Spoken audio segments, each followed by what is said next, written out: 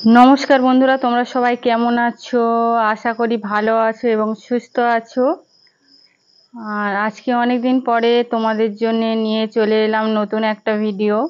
और एखन सकाल बेला और एखन घास काटा होच्छे। आजके भाबछि जे सकाले और दुपुर बेला घास देबो और बिकेलेर दिके खड़ देওয়া হবে। आमादेर लोक घास काटছে। और चलो घास बागानटा तोमादेर देखिए आनी।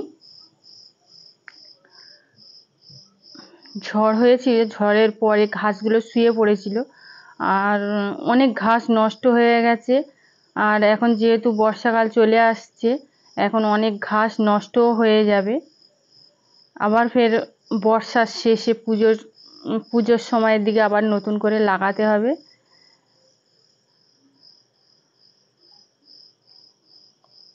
আর বন্ধুরা, তোমরা যদি আমার চ্যানেলে নতুন হয়ে থাকো প্লিজ ভিডিওটা দেখতে দেখতে একটা সাবস্ক্রাইব করে দিও। তোমাদের একটা সাবস্ক্রাইব আমাকে নতুন ভিডিও বানাতে সাহায্য করবে। লাইক করে পাশে থেকো। অনেক বন্ধু ভিডিও দেখে অথচ লাইক করে না।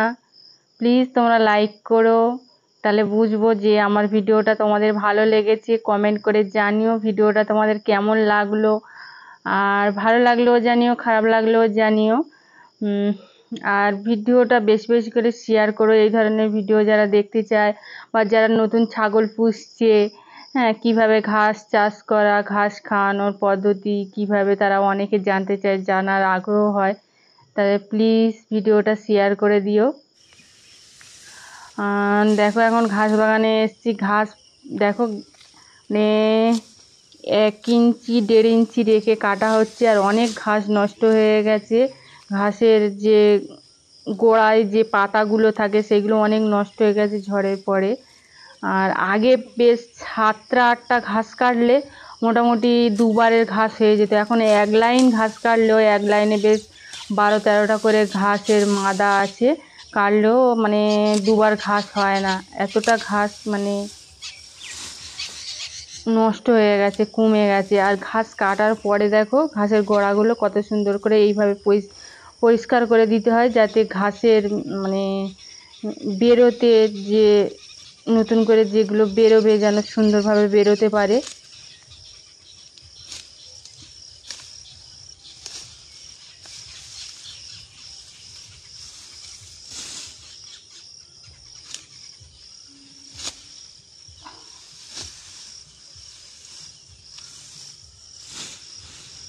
এইভাবে গোড়া থেকে কাটতে হয়, তাহলে ঘাসটা বেশ ভালো হয়। যত উপর থেকে ঘাস কাটবে ঘাস তাড়াতাড়ি নষ্ট হয়ে যায়। আর এই ঘাসটা কিন্তু একবার লাগালে কিন্তু অনেক দিন থাকে। এই বর্ষার সময় একটু নষ্ট হয়ে যায়, তুলে লাগাতে হয় ওই জন্যে।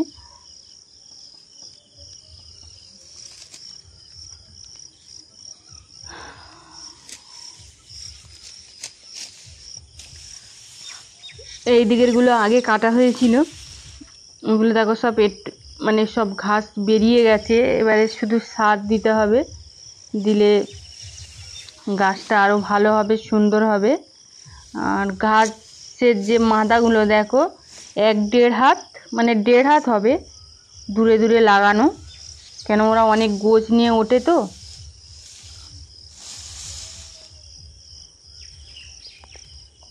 একটু ফাঁকা লাগালে ভালো হয় ঘাসটা।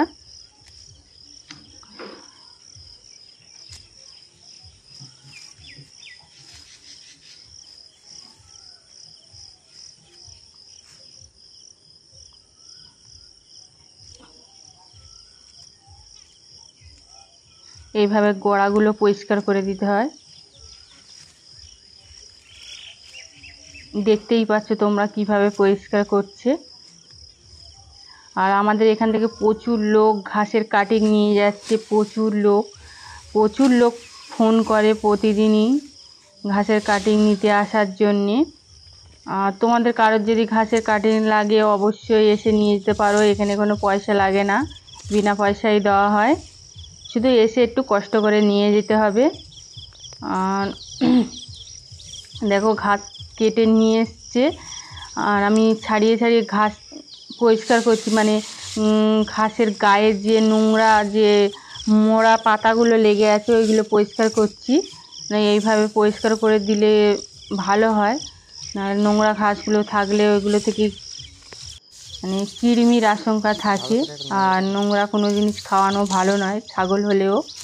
হ্যাঁ, এইভাবে সুন্দর করে পরিষ্কার করতে হয়। আর এখন বর্ষার সময় আর ঘাসের গোড়াগুলোর দিকে প্রায় শিকড় এসছে, আর ওই গোড়ার দিক থেকে আমরা কেটে বাদ দিই।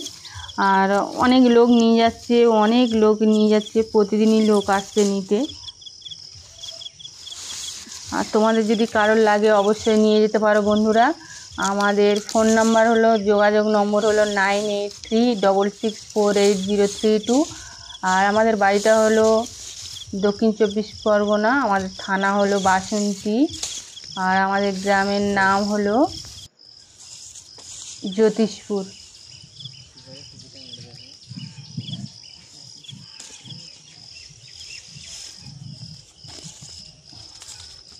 জ্যোতিষপুরে এসে যে কাউকে জিজ্ঞেস করলে বলে দেবে সুভাষ হালদারের বাড়ি কোথায়। আর দেখো ঘাস আমি পরিষ্কার করে ফেলেছি প্রায়, এবারে কাটবো। কিভাবে কাটছি সেটাও তোমাদেরকে দেখাবো। প্লিজ তোমরা দেখো, ভিডিওটা স্কিপ করো না। আশা করি তোমাদের ভালো লাগবে, কাজেও লাগবে। আর ছাগল পুষতে গেলে তো ঘাসের প্রয়োজন অবশ্যই হয়।